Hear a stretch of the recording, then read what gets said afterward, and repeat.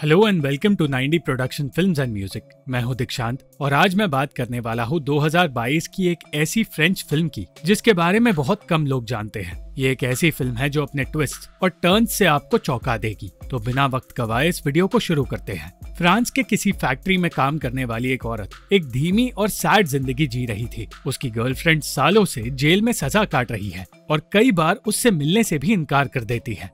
वो औरत अक्सर सर्ज दुमोंत नाम के एक आदमी से बात करने की कोशिश करती है मगर कुछ भी बोलने की हिम्मत नहीं जुटा पाती। मगर एक रात हिम्मत जुटाकर उसने सर्ज की नौकरानी एग्नेस को बताया कि वो उसकी बेटी स्टीफन है और उससे बात करके सर्ज ने उसे अपने घर बुला लिया। फ्रांस के एक आइलैंड तक का एक लंबा सफर तय करके स्टीफन सर्ज के पास पहुंची जो एक रईस आदमी था और पहले कभी अपनी बेटी से मिला नहीं था। स्टीफन अपने पिता से मिलकर बहुत खुश हुई और उसका कहना था कि उसे सर्ज के बारे में अपनी माँ की दोस्त क्रिस्टियान से पता चला है। सर्ज ये जानकर निराश हो गया कि स्टीफन की माँ पिछले साल गुजर गई और कुछ देर निराश रहने के बाद वो स्टीफन को अपने घर ले गया। एक आलीशान महल में पहुंचकर स्टीफन को एहसास हुआ कि सर्ज शायद सबसे रईस लोगों में से एक है।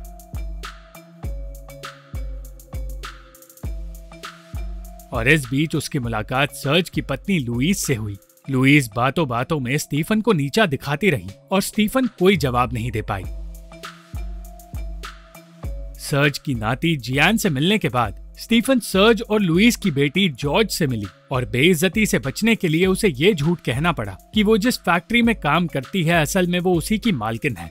धीरे धीरे स्टीफन को एहसास हुआ कि सर्ज का परिवार रईस तो है मगर किसी को भी एक दूसरे की परवाह नहीं है। खासकर उस घर की औरतों को सर्ज की परवाह नहीं है। कुछ देर बाद स्टीफन को जेल से कॉल आने लगा और जियान ने उसी वक्त तस्वीरें ले ली जिसकी वजह से स्टीफन घबराने लगी। इस अजीब से माहौल में स्टीफन के साथ अजीब सी चीजें होती रही और एक तरह से वो उस जगह फंसती जा रही थी। वो सर्ज के साथ वक्त बिताने लगी और उसे पता चला कि दिल का दौरा पड़ने की वजह से सर्ज की तबीयत ठीक नहीं रहती। सर्ज हमेशा से एक बेटा चाहता था इसलिए उसने अपनी दोनों बेटियों को स्टीफन और जॉर्ज यानी कि लड़कों के नाम दिए हैं। जॉर्ज जल्द से जल्द स्टीफन को उस घर से बाहर निकालना चाहती थी इसलिए उसे अपनी ही बोट में वापस उसके शहर भेजते हुए उसने कह दिया कि अच्छा होगा अगर स्टीफन वापस उस घर में लौटकर ना आए। उसके जाते ही जॉर्ज स्टीफन के बारे में छानबीन करने लगी मगर उसे इंटरनेट पर कुछ भी नहीं मिला। कई दिनों बाद स्टीफन की गर्लफ्रेंड उससे मिलने के लिए राजी हुई और स्टीफन की नाराजगी दूर हुई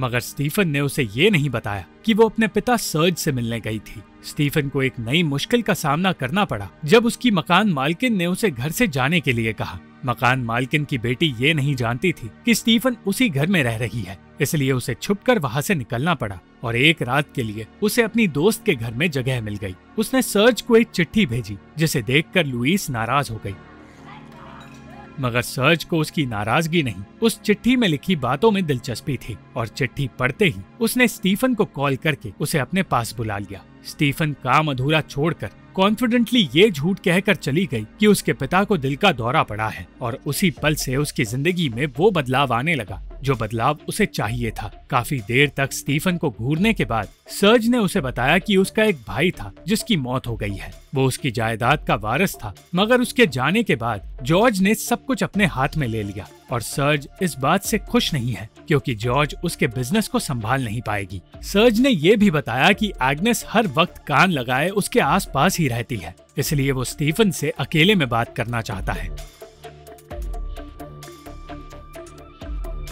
एग्नेस ने ये सारी बातें जॉर्ज को बता दी और दूसरी तरफ सर्ज स्टीफन को वाइन के उस तहखाने में ले जाने लगा जिस तहखाने में किसी को आने की इजाजत नहीं मिलती। बिना वक्त गवाए जॉर्ज घर लौट आई और स्टीफन के सामान की छानबीन करने लगी मगर उसे ना तो कोई वॉलेट मिला और ना ही स्टीफन का कोई आईडी कार्ड। इस बात का कोई सबूत नहीं था कि वो औरत सचमुच स्टीफन है और यही बात जॉर्ज को परेशान कर रही थी। उसे लग रहा था कि स्टीफन जायदाद के लिए यहाँ आई है मगर सर्ज को ये बात बकवास लग रही थी क्योंकि जब भी उसके लिए अपने आप को संभालना मुश्किल होता है तब स्टीफन के अलावा कोई भी उसकी मदद तक नहीं करता। सर्ज एक ऐसे परिवार का मुखिया था जहाँ किसी को उसकी परवाह नहीं थी और स्टीफन ऐसे लालची लोगों के आसपास भी रहना नहीं चाहती थी। वो देर रात ही उस घर को छोड़कर चली गई और तब लुईस ने कहा कि जिस तरह स्टीफन यहाँ आई है उनका बेटा फ्रेडरिक भी वहाँ आ सकता है और ये बात उसे नहीं कहनी चाहिए थी। स्टीफन को लौट कर आना पड़ा क्योंकि इतनी रात को उसे कोई फेरी या बोट नहीं मिलने वाली। स्टीफन ये नई जिंदगी जी रही थी, मगर उसकी गर्लफ्रेंड जेल में दिन रात उसी को याद किए जा रही थी। अचानक उस रात सर्ज स्टीफन के पास आकर कहने लगा कि लुइस और जॉर्ज सर्ज को बीमार साबित करके अपने आप को सर्ज का गार्डियन बनाने वाले हैं, जिसका मतलब ये होगा कि सर्ज का सब कुछ जॉर्ज के नाम हो जाएगा और सर्ज ये बिल्कुल नहीं चाहता। उसने स्टीफन से कह दिया कि उसे सर्ज के लिए गवाही देनी होगी और कोर्ट में कहना होगा कि सर्ज दिमागी तौर से बिल्कुल ठीक है, वो किसी भी हाल में उन औरतों को जीतने नहीं दे सकता। मगर स्टीफन भी जानती थी कि सर्ज शायद सचमुच बीमार है। स्टीफन जॉर्ज से दोस्ती करने की हर कोशिश कर रही थी, मगर जॉर्ज की नफरत बढ़ती जा रही थी। इस बीच स्टीफन ने एग्नेस को लुइस का कुछ सामान चुराते हुए देख लिया और इस तरह एग्नेस का राज उसके सामने आ गया। स्टीफन अपनी जिंदगी में बिजी थी और उसकी गर्लफ्रेंड अपनी कैदियों वाली जिंदगी में, और धीरे धीरे उसकी गर्लफ्रेंड को समझ आने लगा कि स्टीफन उससे दूर होने लगी है। सच ये था कि स्टीफन एक बहुत बड़ा राज छुपा रही थी। उसका असली नाम स्टीफन नहीं नैटली है और उसकी गर्लफ्रेंड सर्ज की असली बेटी स्टीफन है। अपनी ही गर्लफ्रेंड की पहचान चुराकर नैटली एक खेल खेल रही है जिसके बारे में स्टीफन जानती तक नहीं, और इसलिए वो स्टीफन को उसके पिता से बात करने से रोकना चाहती है। नैटली का उसकी दोस्त के साथ भी अफेयर चल रहा था, जिसकी मदद से वो एक नकली आईडी कार्ड बनवाना चाहती है ताकि वो ये साबित कर पाए कि वही स्टीफन है। वो ऐसा करने में कामयाब हो गई, मगर धीरे धीरे सर्ज के पास रहकर वो अनकंफर्टेबल महसूस करने लगी। वो लुइस का भरोसा जीतने की कोशिश में लग गई और उसे पता चला कि लुइस बिना काम किए इस घर में इतना ज्यादा बोर होने लगी है कि 6 सालों से वो टीवी पर आने वाले हर एक प्रोग्राम को रिकॉर्ड करती आई है। लुइस ने बताया कि सर्ज के बहुत सारे अफेयर्स रह चुके हैं और वो कभी कभार अपने गुस्से पर काबू नहीं रख पाता। लुइस नैटली को एक खुफिया पैसेज में ले गई जो उन दोनों को समंदर के पास पहुंचाता है, और तब नैटली ने उनके बेटे फ्रेडरिक की मौत के बारे में पूछा। लुइस ने बताया कि फ्रेडरिक की कभी मौत हुई ही नहीं है। वो एक दिन अपना सामान लेकर बस घर छोड़कर चला गया और तब से लुइस उसका इंतजार कर रही है। लुइस स्टीफन यानी कि नैटली के वहाँ होने से खुश थी, मगर उसी नैटली ने असली स्टीफन की खुशियाँ चुरा ली थी। नैटली को बताया गया कि कुछ दिनों बाद कोर्ट में सुनवाई होगी और उसे गवाही देने के लिए तैयार रहना होगा। सर्ज जबरदस्ती नैटली को पैसे देने लगा और जब नैटली ने पैसे लेने से इनकार किया तो वो उस पर चिल्लाकर उसे डराने लगा। इस सब से अनजान स्टीफन सिर्फ ये सोच रही थी कि नैटली का किसी और के साथ अफेयर चल रहा है। नैटली उसी घर में रहना चाहती थी, इसलिए उसने अपने आप को बेहोश करने का नाटक किया। होश में आने पर उसने देखा कि सर्ज एग्नेस को नौकरी से निकाल रहा है, क्योंकि नैटली ने उसे बताया था कि एग्नेस सामान चुराती है। सर्ज चाहता था कि नैटली एग्नेस के कमरे में रहे, मगर ये बात किसी को अच्छी नहीं लगी। इतना ही नहीं, सर्ज नैटली को और ज्यादा अनकंफर्टेबल महसूस कराने लगा, मगर नैटली इस बारे में कुछ कर नहीं पाई। जल्द ही केस की सुनवाई शुरू हुई।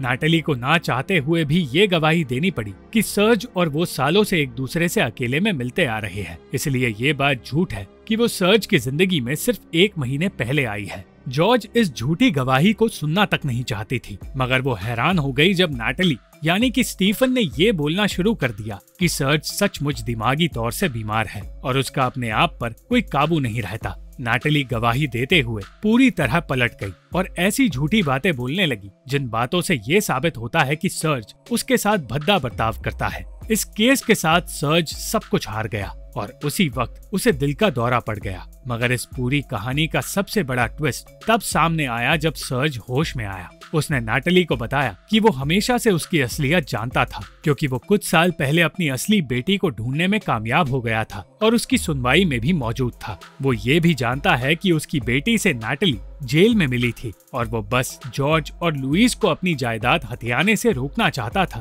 इसलिए नैटली को अपनी बेटी बनाकर रख रहा था। ये सारी बातें जॉर्ज ने सुन ली। अपना गुनाह कबूल करते हुए नैटली ने सर्ज को जान से मार दिया और जॉर्ज ने उसे रोका तक नहीं। उसने नैटली के साथ मिलकर इस नाटक को जारी रखा और अगले ही दिन सर्ज के मौत की खबर स्टीफन तक पहुंची। स्टीफन के पास इस बात का कोई सबूत तक नहीं था कि वही सर्ज दुमोंत की बेटी है, इसलिए उसे फ्यूनरल में जाने की इजाजत नहीं मिल पाई और स्टीफन जेल में ही फंसी रह गई। वो नैटली से बात करने की नाकाम कोशिश करती रही, मगर जैसे ही उसे मौका मिला वो जेल से भाग निकली। वो अपने पिता के आइलैंड की ओर बढ़ी और उस चर्च में पहुंची जहां उसका फ्यूनरल रखा गया था। तब उसे नैटली नजर आ गई और उसके पैरों तले जमीन खिसक गई। नाटली ने जब स्टीफन को घर में आते देखा तो वो भागने की कोशिश करने लगी, मगर स्टीफन ने उसे रोक लिया। स्टीफन चाहकर भी नाटली और जॉर्ज के इस खेल की वजह से अपनी सच्चाई लोगों को बता नहीं पाई और निराश होकर उसे वहाँ से जाना पड़ गया। लुइस और जॉर्ज अब वो आजादी एंजॉय कर रहे थे जो 30 सालों से उन्हें नहीं मिली, और अब उस घर पर 5 औरतों का राज था, क्योंकि नाटली भी उनके परिवार का हिस्सा बनने लगी थी। उन सबको लग रहा था कि उनकी परेशानियां अब खत्म हो गई है और वो एक आलीशान जिंदगी बिना किसी फिक्र के जी सकती है। मगर स्टीफन ने अब तक उनका पीछा नहीं छोड़ा था। स्टीफन ने उस घर को आग लगाने का फैसला कर लिया, मगर नाटली अपने खेल को इस तरह खत्म नहीं होने दे सकती थी, इसलिए उसने स्टीफन को मारकर उसे समंदर में फेंक दिया। अपना काम करके वो चुपचाप घर में लौट आई और किसी को कुछ पता नहीं चला। मगर वो कहते हैं ना कि बुरे कर्म ज्यादा देर तक छिपते नहीं। अचानक 2 पुलिस वाले स्टीफन के बारे में पूछते हुए उस घर में आ गए और तब पहली बार लुइस और जियान को पता चला कि असली स्टीफन कोई और ही है। सिर्फ इतना ही नहीं, एक छोटी सी गलती ने नाटली का पूरा खेल खत्म कर दिया। उसने स्टीफन को मारने से पहले उसका फोन अपने पास रख लिया था और जैसे ही पुलिस ने स्टीफन को कॉल किया, नाटली का राज सबके सामने आ गया। Thank you for watching this video. अगर आपको ये वीडियो पसंद आई तो इस वीडियो को लाइक, शेयर और इस वीडियो पर कमेंट जरूर करें और इस चैनल को सब्सक्राइब करना मत भूलना।